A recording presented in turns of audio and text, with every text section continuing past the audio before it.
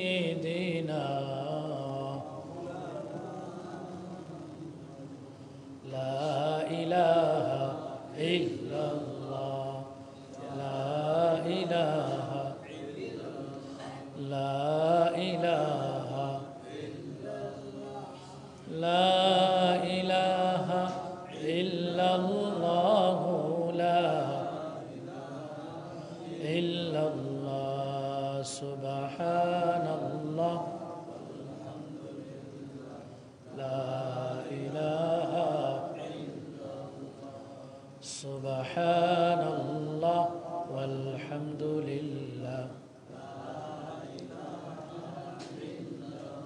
لا إله إلا الله لا إلا الله حسبي ربي جل الله ما في غير الله نور محمد صلى الله لا سبحان الله لا إلا الله سبحان الله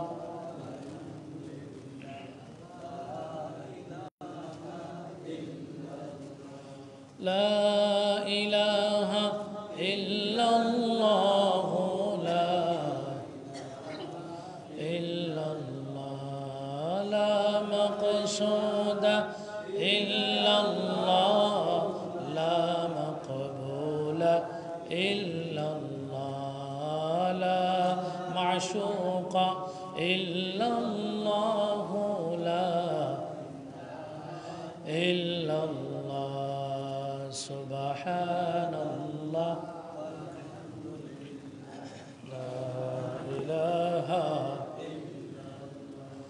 لا إله إلا الله محمد رسول الله صلى الله عليه وسلم معزز حاضرين উপস্থিত সম্মানিত মুসল্লিয়ান কেরাম মুরব্বিয়ান আযম নওজওয়ান ভাইরা আল্লাহ সুবহানাহু ওয়া তাআলার দরবারে অসংখ্য অগণিত শুকরিয়া আদায় করি যে আল্লাহ রাব্বুল আলামিন পবিত্র শুক্রবার সাইয়্যিদুল আইয়াম সপ্তাহের শ্রেষ্ঠ দিন আল্লাহ রাব্বুল আলামিন আমাদেরকে জুমার নামাজ আদায়ের উদ্দেশ্যে আল্লাহর ঘর মসজিদে আসার তৌফিক দিয়েছেন। বিশেষ করে আল্লাহ সুবহানাহু ওয়া তাআলার শুকরিয়া আদায় করি যে আল্লাহ রাব্বুল আলামিন আমি নগণ্যকে আপনাদের দোয়ার বরকতে দয়া করেছেন, আবারও আপনাদের মধ্যে ফিরিয়ে দিয়েছেন সুস্থ অবস্থায়। আল্লাহ রাব্বুল আলামিনের দরবারে শুকরিয়া আদায় করে শেষ করার মতো না, তবুও আপনাদের সবাইকে নিয়ে একবার আল্লাহর শুকরিয়া আদায় করি। সবাই পড়ি আলহামদুলিল্লাহ। আল্লাহ রাব্বুল আলামিন যেন তার কুদরতি দাওয়া দিয়ে বিমার হচ্ছে রহমত, শিফাটাও হচ্ছে রহমত। বিমার দিয়ে ইমানদারদেরকে আল্লাহ রাব্বুল আলামিন যুগে যুগে পরীক্ষা করেছেন, পরীক্ষা করেন। নবী রাসূলরাও অসুস্থ ছিলেন, বিমার ছিলেন, পরীক্ষা ছিল এটা। আমাদের নবী মুহাম্মদুর রাসূলুল্লাহ সাল্লাল্লাহু আলাইহি ওয়াসাল্লাম ইন্তেকালের পূর্ব পর্যন্ত লম্বা সময় অসুস্থ ছিলেন। আলহামদুলিল্লাহ বলেন। তাহলে যেই নবীর উসিলায় সব সৃষ্টি, সেই নবীও অসুস্থ হয়েছেন, বিমার হয়েছেন। বিমারটা আল্লাহর গজব না, বিমারটা আল্লাহর রহমত। বিমারটা কি জোরে বলেন, বলেন না কেন? আল্লাহর রহমত। যাদের উপর আল্লাহ দয়া করেন, যাদেরকে ভালোবাসেন, তাদেরকে আল্লাহ রাব্বুল আলামিন বিমার দিয়ে পরীক্ষা করেন। যেমন নবী আইয়ুব আলাইহিস সালাতু ওয়াস সালাম, তিনি একাধারে 40 বছর, কত বছর? 40 বছর একাধারে কুষ্ঠরোগে, শরীরের মধ্যে কীড়া ছিল। কীড়া চিনেন তো? পায়খানার মধ্যে যে থাকে আল্লাহর নবী আইয়ুব আলাইহিস সালাতু ওয়াস সালাম দীর্ঘ সময় অসুস্থ ছিলেন। এটাও ছিল আল্লাহর কি পরীক্ষা? জুড়ে বলেন, এটা দয়া। ঠিক তেমনিভাবে যুগ যুগ ধরে হজরত ইয়াকুব আলাইহিস সালাতু ওয়াস সালাম উনার সন্তান ইউসুফের জন্য কাঁদতে কাঁদতে একসময় চোখ অন্ধ হয়ে গেল। কি হইল? অন্ধ, চোখে আর দেখেন। প্যারে হাজিরিন, এরকম যদি আমি উদাহরণ দিতে থাকি তাহলে অসংখ্য নবী রাসূলরা দীর্ঘ সময় অসুস্থ ছিলেন। তাহলে বিমারটা আল্লাহর রহমত এবং আল্লাহর পরীক্ষা। এই পরীক্ষার মধ্যে যারা উত্তীর্ণ হবে, বিমার আসার পরে যারা আল্লাহর প্রতি, যে আল্লাহর দয়ার প্রতি, যে আল্লাহর দয়া আছে, আল্লাহ যে মহব্বত করেন, যদি তার মন থেকে এটা উঠে যায়, তাহলে যুগ শ্রেষ্ঠ উলামায়ে কেরাম, বিশেষ করে তাকি উসমানী ওনার ফতোয়ায়ে উসমানীতে লিখেন, ওই ব্যক্তি ইমান থেকে দূর হয়ে কুফরির সাথে শামিল হয়ে গেল। নাউজুবিল্লাহ। কেউ যদি মনে করে বিমারটা আল্লাহর গজব, তাহলে সে কি করলো? কুফরি করলো। কি করলো? কুফরি। কুফরি কোনো মুসলমান ইমানদার করতে পারে না। এজন্য যেই অবস্থায় আল্লাহ আমাদেরকে রেখেছেন, অসুস্থ যারা আছেন, সুস্থ যারা আছেন, সুস্থ অবস্থায়ও আল্লাহ শুকরিয়া আদায় করবেন। অসুস্থ যারা আছেন তারাও আল্লাহর শুকরিয়া আদায় করবেন। কেননা আল্লাহ রাব্বুল আলামিন নবী মুহাম্মদুর রাসূলুল্লাহ সাল্লাল্লাহু আলাইহি ওয়াসাল্লামের মাধ্যমে আমাদেরকে সুসংবাদ দান করেন। কি সুসংবাদ? আল্লাহর রাসূল বলেন, যেই ব্যক্তি অসুস্থ হয়, বিমার হয়, ওই ব্যক্তির প্রতি আল্লাহর দয়া এমনভাবে প্রসারিত হইতে থাকে, ওই বিমার অবস্থায় আল্লাহর কাছে দোয়া করলে আল্লাহ তার দোয়া কবুল করেন। সুবহানাল্লাহ, সুবহানাল্লাহ। এজন্য অসুস্থ যারা, বিমারি যারা, তাদের কাছে দোয়া চাইবেন। কেননা রাসূলুল্লাহর হাদিস হলো, বিমারি যারা তাদের দোয়া কবুল হয়। আমরা বিমারকে অনেকে গজব মনে করি, ঠিক কিনা? অনেকে মনে করি যে ওই ব্যক্তি ওই কাজ করেছে বিদায় তার উপর গজব এসেছে। নাউজুবিল্লাহ। এটা কুফরির শামিল। আল্লাহর জন্য বুঝার তৌফিক দেন। এরপরে আল্লাহ কোরআনে বলেন, ইয়া আইয়ুহাল্লাযীনা আমানু জিতানিবু কাসীরাম মিনাজ যন্ন ইন্না বা'দাজ যন্নি ইসমু ওয়া লা তাজাসসু ওয়া লা ইয়াগতাব বা'দুকুম বা'দা। এই ইমানদারেরা আল্লাহকে ভয় করো। আমানু জিতানিবু কাসীরাম মিনাজ যন্ন। তোমরা, এখানে তিনটি কথা বলেছেন আল্লাহ। তিনটা কথা বলেছেন, যে এই তিনটা কথাটাই আল্লাহ কোরআনে বলছেন এগুলো হারাম। এক নাম্বার হলো অনুমান নির্ভর, ধারণা করে কথা, কারো ব্যাপারে ধারণা করে কথা বলা, অনুমান নির্ভর কথা বলা হারাম। জুড়ে বলেন, এটা কি? হারাম। আল্লাহ কোরআন বলতেছে, সূরা হুজরাত 26 নম্বর পারা, আল্লাহ নিজে বলতেছেন, অনুমান নির্ভর কথা, ধারণা করে কারো সম্পর্কে ধারণা করা, এটা সম্পূর্ণ কি? হারাম। এক নম্বর। দুই নম্বর, কারো উপর অপবাদ দেওয়া। কি দেওয়া? জুড়ে বলেন, অপবাদ বুঝেননি? কারো উপর দোষ চাপিয়ে দেওয়া। একটা কাজ সে করে নাই, তাকে এই দোষে দোষী করা, অপবাদ দেওয়া, এটাও হারাম। জুড়ে বলেন। তিন নম্বরে গীবত, মানুষের গীবত করা, মানুষের একজনের অনুপস্থিতিতে তার সমালোচনা করা। আমরা যেটা বাংলা ভাষায় বুঝি, একজনের অনুপস্থিতিতে তার সমালোচনা করা, এটাও আল্লাহর কোরআন বলতেছে। আল্লাহর কোরআন মানে আল্লাহর কথা। এটা কি? গীবত। এটাও হারাম। গীবত সম্পর্কে আল্লাহ বলেছেন, ইন্না যন্না ইয়া আইয়ুহাল্লাযীনা আমানু ইজতানিবু কাসীরাম মিনাজ যন্নি ইন্না বা'দাজ যন্নি ইসমু ওয়া লা তাজাসসু ওয়া লা ইয়াগতাব বা'দুকুম বা'দা ওয়া লা ইয়াগতাব বা'দুকুম বা'দা। আল্লাহ বলেছেন, কারো অনুপস্থিতিতে তার সম্পর্কে খারাপ ধারণা, খারাপ আলোচনা সমালোচনা করা, এটা হচ্ছে গীবত। আল্লাহ এভাবে কোরআনে বলেছেন যে তোমরা কি তোমাদের মৃত ভাইয়ের গোশত খেতে পছন্দ করো? আমরা কি কেউ পছন্দ করি? দূরে বলেন, আমার ভাইয়ের গোশত আমি খেতে পারবো? আল্লাহ কোরআনে বলতেছেন ওয়ালা ইয়াগতাব বা'দুকুম বা'দা।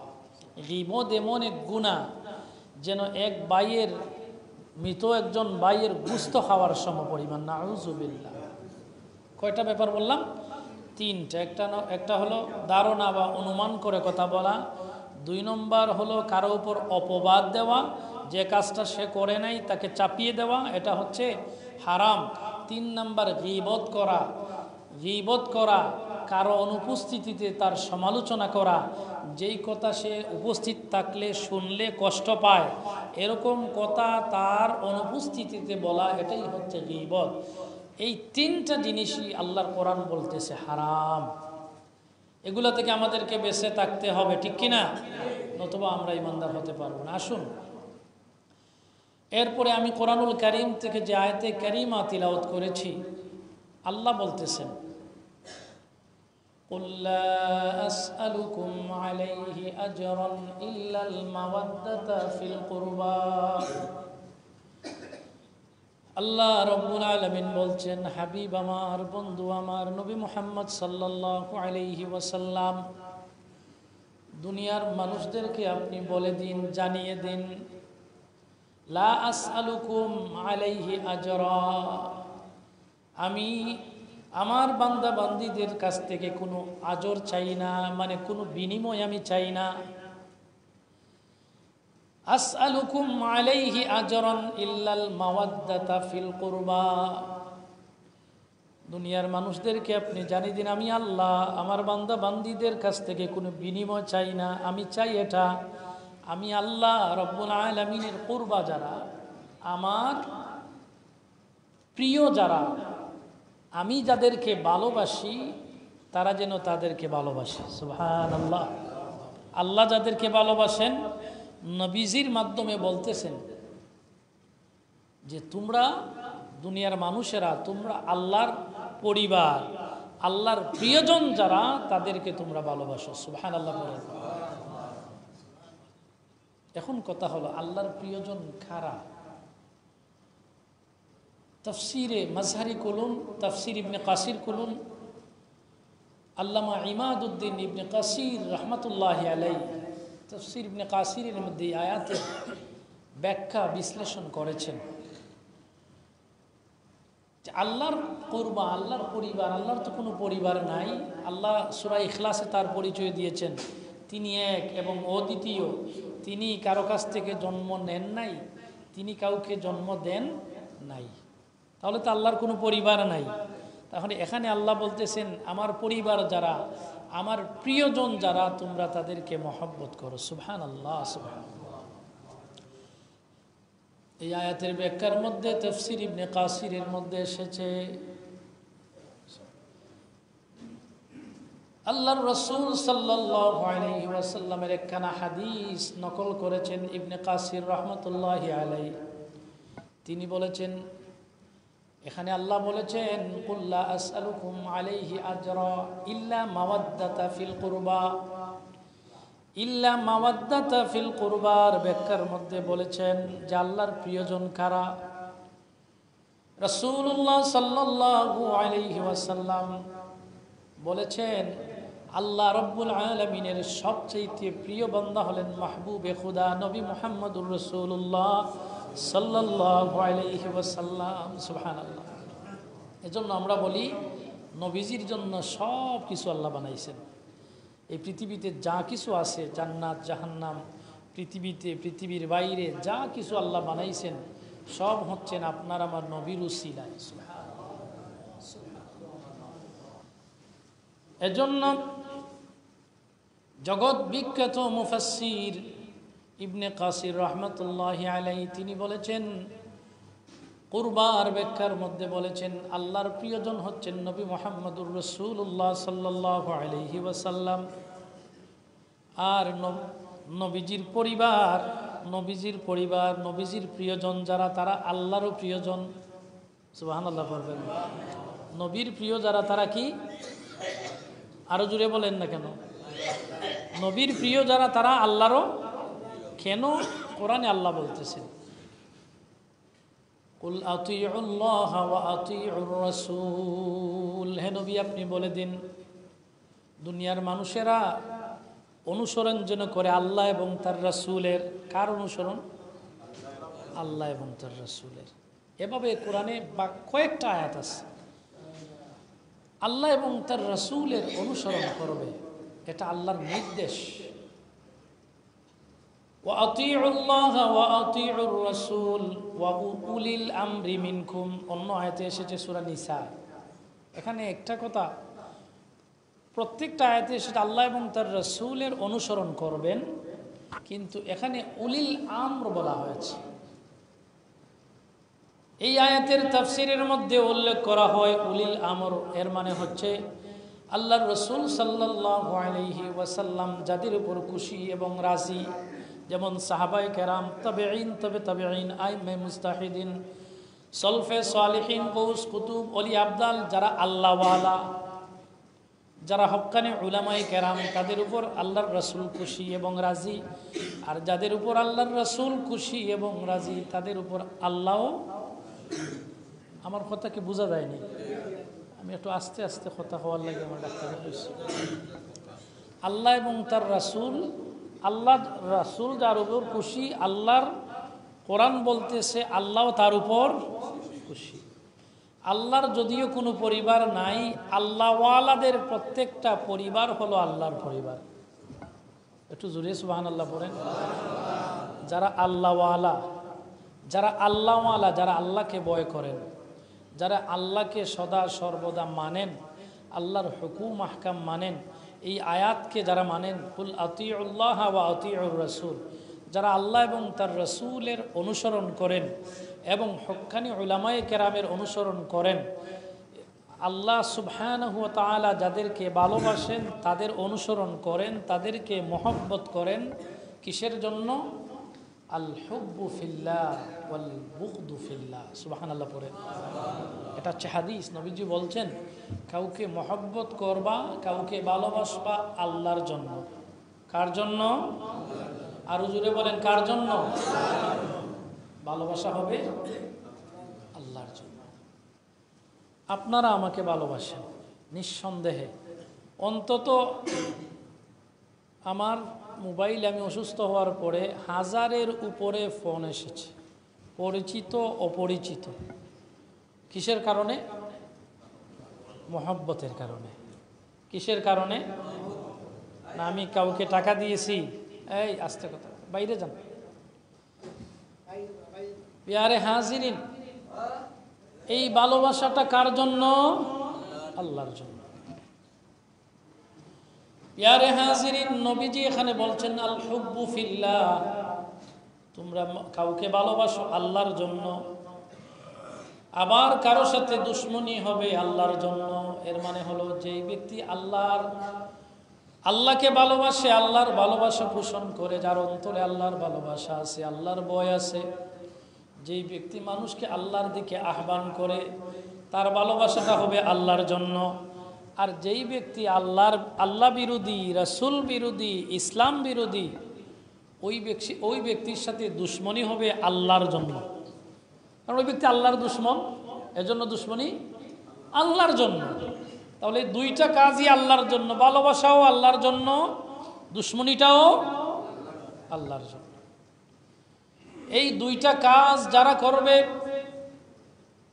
নবী মুহাম্মদুর রাসূলুল্লাহ সাল্লাল্লাহু আলাইহি ওয়াসাল্লাম তাদের জন্য সুসংবাদ দেন, ওয়াজাবাত লাহু শাফাআতি ইয়াউমাল কিয়ামাহ।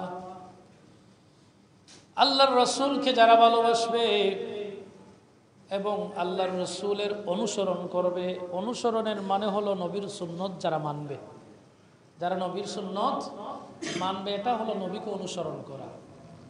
মুখ দিয়ে যদি বলি আমি নবীকে ভালোবাসি, কিন্তু নবীর সুন্নত আমার মধ্যে নাই, নবীর সুন্নতের অনুসারী আমি নাই, নবীকে আমি ভালোবাসার যে মুখ দিয়ে আমি বললাম ভালোবাসি, তার প্রমাণ হবে যে আমি নবীর অনুসরণ করব। কিভাবে? যে নবীর যত সুন্নত আছে, নবীর মধ্যে যত সুন্নাহ ছিল, এগুলো আমার মধ্যে বাস্তবায়ন থাকবে কিনা। এটা হলো নবীকে ভালোবাসা। আর এই ভালোবাসার বিনিময় কি আছে না নাই? আছে। কেউ যদি নবী মুহাম্মদুর রাসূলুল্লাহ সাল্লাল্লাহু আলাইহি ওয়াসাল্লামকে ভালোবাসে, তাহলে নবীজি বলেন, মান আহাব্বা সুন্নতি ফাকাদ আহাব্বানি ওয়া মান আহাব্বানি কানা মাইয়া ফিল জান্নাহ। সুবহানাল্লাহ পড়েন। কেউ যদি নবীর সুন্নতকে ভালোবাসে, সে যেন নবীকে ভালোবাসলো। এটা নবীর কথা, আমার কথা না। মান আহাব্বা সুন্নতি ফাকাদ আহাব্বানি। কেউ যদি নবীকে ভালোবাসে, নবীকে মহব্বত করে, নবীর সুন্নাহকে মহব্বত করলো। আর যেই ব্যক্তি নবীর সুন্নতকে মহব্বত করলো, নবীর সুন্নতকে সে তার মধ্যে ধারণ করলো, টুপি মাথায় দিল নবীর সুন্নত মনে করে, দাড়ি রাখলো নবীর সুন্নত মনে করে, নবীর সুন্নত মনে করে, পায়জামা পাঞ্জাবি নবীজি যা ব্যবহার করেছেন প্রত্যেকটা জিনিস নবীর সুন্নত, এগুলো যদি সুন্নত মনে করে সে পালন করে, তাহলে আমার নবী বলেন, মান আহাব্বা সুন্নতি ফাকাদ আহাব্বানি। ওই ব্যক্তি যেন আমাকে ভালোবাসলো। সুবহানাল্লাহ। আর ওয়ামান আহাব্বানি কানা মাইয়া ফিল জান্নাহ। এখন নবীজি বলেন, যদি আমাকে সে ভালোবাসে, আমার সুন্নতকে যদি ভালোবাসে, তাহলে ওই ব্যক্তি ছাড়া আমি নবী মুহাম্মদুর রাসূলুল্লাহ জান্নাতে যাব না, তাকে নিয়েই আমি জান্নাতে থাকব। তাহলে নবীর সুন্নতের মধ্যে নবীর সুন্নতকে ভালোবাসা মানে নবীকে ভালোবাসা। আর নবীকে ভালোবাসলে নবীর সাথে জান্নাতে থাকা যাবে। এটা নবীর হাদিস, নবীর কথা। আপনারা কি বিশ্বাস করেন? চিন্তা করেন, কত সুন্দর কথা। এর চেয়ে সুন্দর কথা আর কি হতে পারে? নবীর সুন্নতকে যে ভালোবাসলো, সে নবীকে ভালোবাসলো। আর যেই ব্যক্তি নবীকে ভালোবাসলো, নবীজি তার জন্য সুসংবাদ দেন, সে আমার সাথে জান্নাতে থাকবে। এর চেয়ে বড় কথা, এর চেয়ে বড় পুরস্কার আর কি হতে পারে একজন ইমানদারের জন্য? ঠিক না বেঠিক? আর আল্লাহ কি বলেছেন? উল্লা আসআলুকুম আলাইহি আজরা। আমি তোমাদের কাছে কোনো বিনিময় চাই না। আল্লাহ যে আমাদেরকে সৃষ্টি করেছেন, আমাদেরকে সুস্থ রেখেছেন, সুস্থ থাকাটাও কিন্তু একটা নিয়ামত। ঠিক না বেঠিক? যখন কোনো মানুষ সুস্থ থাকে, সে অসুস্থতা কি সে বুঝতে পারে না। যখন ওই মানুষটা অসুস্থ হয়, তখন বুঝে সুস্থ থাকতে কেমন ছিলাম। একজন মানুষ বৃদ্ধ হওয়ার পরে বুঝে যে আমার যখন যুবক ছিলাম এই অবস্থাটা কেমন ছিল। আমি তো দৌড়াইতে পারতাম, হাঁটতে পারতাম, ঠিক দিতে পারতাম, মারামারি করতে পারতাম। এখন তো লাঠি ছাড়া হাঁটতেও পারি না। তখন ওই নিয়ামতের কথা সে স্মরণ করে। যখন আমি যুবক ছিলাম, আমার গায়ে শক্তি ছিল, তখন আমার অবস্থা কেমন ছিল। এর আগ পর্যন্ত, বৃদ্ধ হওয়ার আগ পর্যন্ত কিন্তু সে যুবক অবস্থার যে নিয়ামত আল্লাহ দিয়েছেন, এটা শুকরিয়া সে আদায় করে না। কারণ আমরা বাঙালি। ঠিক না বেটি? এজন্য আল্লাহর রসুল বলেন যে সুস্থ অবস্থায়, তার যুবক সময়টাকে কাজে লাগায়, সুস্থ থাকাটাকে কাজে লাগায়। কাজে লাগানো মানে হচ্ছে নেক আমল করে। তাহলে রাসূলুল্লাহ সাল্লাল্লাহু আলাইহি ওয়াসাল্লাম বলেন, ওই ব্যক্তি হচ্ছে সর্বাপেক্ষা বুদ্ধিমান। সুবহানাল্লাহ পড়েন। বুদ্ধিমান কোন মানুষ? যেই মানুষ সুস্থ সময়টাকে কাজে লাগায়, মানে নেক আমল করে। যেই ব্যক্তি যুবক সময়টাকে কাজে লাগায়, যুবক সময়ে সে যা ইচ্ছা করতে পারে, কিন্তু অন্যায় অবিচার না করে, জুলুম না করে, অত্যাচার না করে, গুনার কাজ না করে, যেই যুবক সময়টা আল্লাহর কাজে লাগায়, ওই সময়টা আল্লাহর কাজে লাগানোর কারণে নবীজি বলছেন ওই ব্যক্তি বড় বুদ্ধিমান। এজন্য ওই ব্যক্তিকে আল্লাহ রাব্বুল আলামিন কিয়ামতের দিন তার ওই সময়টা কাজে লাগানোর কারণে আল্লাহ তাকে পুরস্কৃত করবেন। সুবহানাল্লাহ বলেন, সুবহানাল্লাহ। এজন্য আল্লাহ যে আমাদেরকে সৃষ্টি করলেন, সুস্থতা দান করলেন, আমাদেরকে পারিবারিকভাবে অনেককে স্বাবলম্বী করেন, আল্লাহ যে আমাদেরকে রিজিক দিলেন, আল্লাহ শুকরিয়া আদায় করার দরকার আছে না নাই? কিন্তু আল্লাহ বলেন, আমি কোনো বিনিময় চাই না, আমি কোনো বিনিময় চাই না। আমি আল্লাহ চাই আমার পরিবার, আমার প্রিয়জন যারা, তাদেরকে তোমরা কি করো? ভালোবাসো, মহব্বত করো। চিল্লায় বলেন না সুবহানাল্লাহ। তাহলে আল্লাহর প্রিয়জন প্রথম কে? নবী রাসূলরা। কোরআনে অন্য জায়গায় 4 প্রকার মানুষের কথা বলা হয়েছে, মিনান নাবিয়িন ওয়াস সিদ্দিকিন ওয়াস শুহাদা ওয়াস সালিহিন। কয় প্রকার?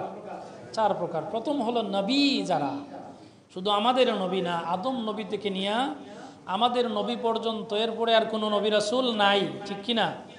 যত নবী এসেছেন প্রায় 1,24,000 বলেন আর 2,24,000 বলেন, এই প্রত্যেক নবীদেরকে আল্লাহ ভালোবাসেন কিনা, নবীর আল্লাহর প্রিয়জন কিনা, এতে কোনো সন্দেহ আছে? না, এটা হচ্ছে ঈমান। 2 নম্বর হলো সিদ্দিকিন। সিদ্দিকিনের ব্যাখ্যার মধ্যে বলা হয়েছে সিদ্দিকিন তারা, বিশেষ করে আল্লাহ রসুল বলে গিয়েছেন সাহাবায়ে কেরামের কথা, সুবহানাল্লাহ পড়েন, যে সাহাবায়ে কেরামরা হচ্ছে সত্যবাদী। আমি প্রতি শুক্রবারে খুতবায় পড়ি, আসহাবি কান নুজুম বিআইহিম ইক্তাদাইতুম ইক্তাদাইতুম, বলি কি না? আপনারা তো শুনেন। আল্লাহর রসুল বলছেন আমার এক একজন সাহাবায়ে কেরাম আকাশের নক্ষত্রের মতো পবিত্র। নক্ষত্র চিনেননি? তারকা, তারকা। কেন তারকার সাথে তুলনা করলেন? মুহাদ্দিসিনে কেরামগণ এই হাদিসের ব্যাখ্যার মধ্যে বলেছেন, আল্লাহর রসুল সাল্লাল্লাহু আলাইহি ওয়াসাল্লামের যুগে মানুষ যখন পথ চলতো, বিশেষ করে সৌদি আরবে যারা গেছেন, শুধু মরুভূমি, ঠিক না বেঠিক? মরুভূমিতে যারা গেছেন দেখছেন মরুভূমির কোনো দিক নির্ণয় করা যায় না, পূর্ব কোন দিকে, পশ্চিম কোন দিকে, উত্তর দক্ষিণ বোঝা যায় না। তখন আপনি মরুভূমিতে যখন আগেকার মানুষ, নবীর জামানার মানুষ যখন চলতো, বিশেষ করে রাতের বেলা যখন চলতো, তখন তারা তারকা দেখে পথ চলতো। সুবহানাল্লাহ বলে। কিছু তারকা আছে নির্দিষ্ট, যারা তারকা বা চাঁদ যারা বুঝেন, এরা এই তারকাগুলা চিনবেন। এই তারকাগুলা মানে তাদের নির্দিষ্ট পথ আছে, এই নির্দিষ্ট পথে তারা চলতে থাকে।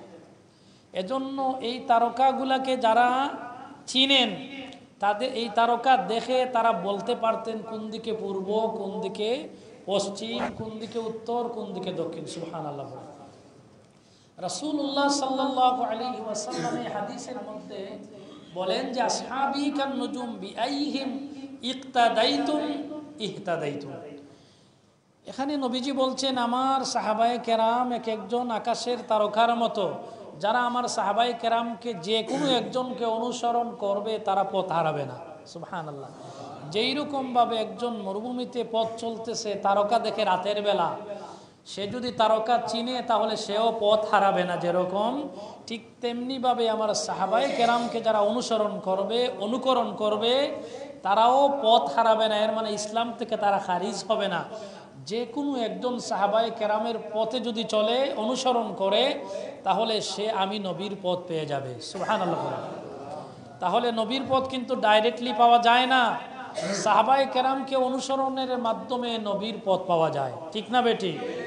এখন নবীও নাই, সাহাবায়ে কেরামও নাই। 3 নম্বর নবীজি বলেছেন শুহাদা, যারা আল্লাহর রাস্তায় শহীদ হয়েছেন তারাও জান্নাতি। সুবহানাল্লাহ বলেন, তারাও জান্নাতি। যেমন এখন ইসরায়েলেরা নির্মমভাবে প্রতিদিন বোমা মেরে মেরে ফিলিস্তিনি মুসলমানদেরকে হত্যা করতেছে, এরা জান্নাতি কিনা? এরা জান্নাতি। এরা হচ্ছে এই আয়াতে যে বলছেন শুহাদা। সালাম। 4 নম্বর হচ্ছে সালেহীন। সালেহীন মানে নেককার, উত্তম নেক আমলকারী বান্দা বান্দী।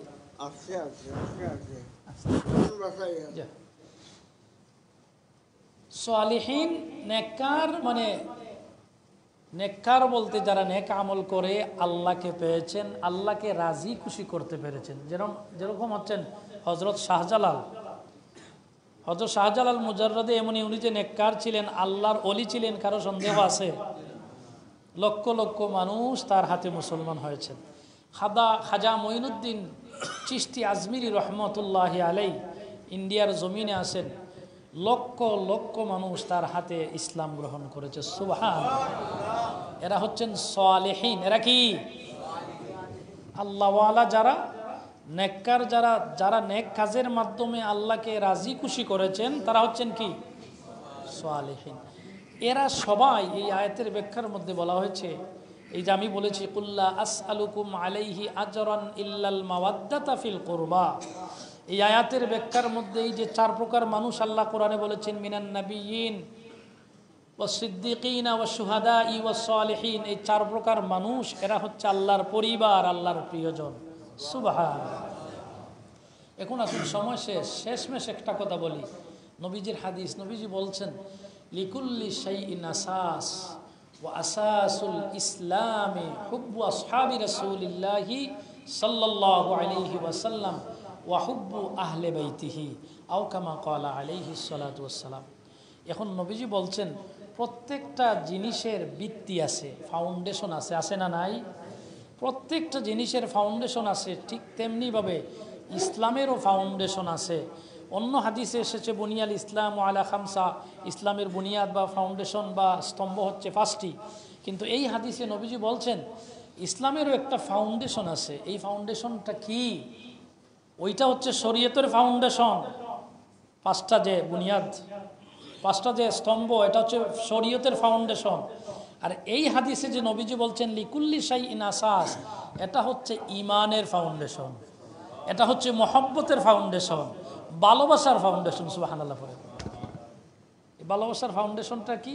নবীজি বলছেন ওয়া আসাসুল ইসলামে হুব্বু আসহাবি রাসূলিল্লাহ, ইসলামের ফাউন্ডেশন হলো যারা ইসলামে প্রবেশ করবে, যারা ইমানদার হবে, তারা সাহাবায়ে কেরামকে ভালোবাসতে হবে, সাহাবায়ে কেরামকে ভালোবাসতে হবে। এরপরে বললেন ওয়াহুব্বু আহলে বাইতিহি, নবীজির পরিবারকে ভালোবাসতে হবে। সুবহানাল্লাহ। যেহেতু এটা মুহররমের মাস, ইমাম হুসাইন রাদিয়াল্লাহু তাআলা আনহুর শাহাদাতের মাস, নবীজির পরিবারকে ভালোবাসাই হচ্ছে ঈমান, ঠিক না বেঠিক? দেখেন, যারা ইমাম হুসাইনকে হত্যা করেছিল, এই বাহিনীর মধ্যে 7,000 কোরআনে হাফিজ ছিল। কত হাজার? ইমাম হুসাইনের বিপক্ষে 7,000 কোরআনে হাফিজ ছিল, 3,000 মুফতি ছিল। কয় হাজার মুফতি ছিল? কিন্তু ইমাম হুসাইন বললেন শেষ বেলা যে তোমাদের মধ্যে কি একজনও ইমানদার নাই? তাহলে এই কথাটার মানে কি?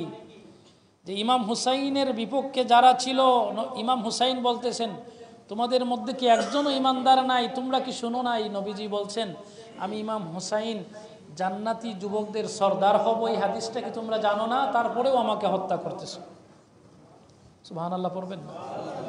তাহলে এই লড়াইটা ছিল ইমান এবং ইমানের বিপক্ষে যে মুনাফিক। তাহলে যুগ যুগ ধরে মুনাফিকরা ছিল, এখনো আছে না নাই? এখনো ইয়াজিদকে রাদিয়াল্লাহু তাআলা আনহু বলনেওয়ালা মানুষ এই পৃথিবীতে আছে না নাই? আমরা হুসাইনি মুসলমান হতে চাই, হুসাইনি ইমানদার হয়ে যদি মরতে পারি, রাসূলুল্লাহ সাল্লাল্লাহু আলাইহি ওয়াসাল্লামের পরিবারকে যদি ভালোবাসেন, সাহাবায়ে কেরামকে যদি ভালোবাসেন, এটাই হবে আমাদের মুক্তির পথ। আল্লাহ যেন তৌফিক দেন, আমাদের ইমানকে আরও ইমানে বলে যেন বলিয়ান বানান, সাহাবায়ে কেরামের মহব্বত দিয়ে ভরপুর যেন করে দেন, পড়ি আমিন। পরিশেষে আল্লাহর শুকরিয়া আদায় করি, আল্লাহ রাব্বুল আলামিনের দয়ায় আমি আপনাদের মধ্যে আবারও কথা বলতে পারছি। আল্লাহ রাব্বুল আলামিনের শুকরিয়া সর্বপ্রথম আদায় করি, এবং দ্বিতীয়ত আপনারা যে এত মানুষ আমার জন্য দোয়া করেছেন, মানুষের শুকরিয়া আদায় করা এটাও ঈমানের একটা অংশ। আপনাদের শুকরিয়া আমি আল্লাহর কাছে আদায় করি। আল্লাহ যেন আপনাদের প্রত্যেকের নেক হায়াত দারাজ করেন, এবং আপনাদের দোয়ার মাধ্যমে আমাকে যেন পরিপূর্ণ শিফা সুস্থতা দান করেন। সবাই পড়ে আমিন। ওয়া আখিরু দাওয়ানা আলহামদুলিল্লাহ। সব দোয়া করিল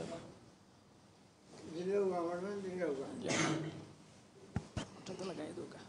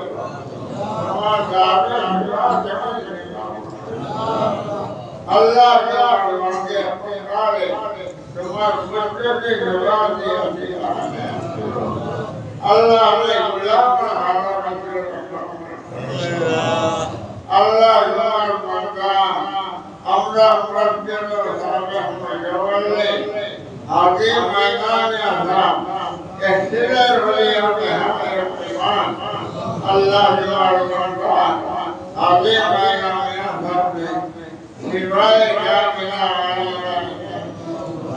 আল্লাহ আল্লাহ রহমত में बहुत हमारे अल्लाह जवाब में हमारी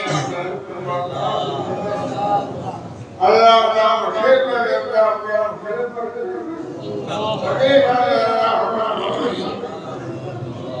या अल्लाह तुम्हार भले पर रहमत है या अल्लाह तुम्हार भले पर हम कर मानो लिखा करा मैं जानो या अल्लाह तुम्हारे मुसीबत को अल्लाह और मुसीबत के तुम्हें तोरे गुजार खुशिदा या अल्लाह अपना भला दुनिया पाए या अल्लाह तुम्हारे भले पर आपका या अल्लाह साम दुआन रही करने तमाम गुजार मरस करो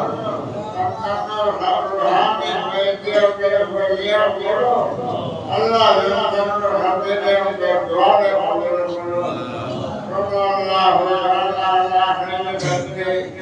मोहम्मद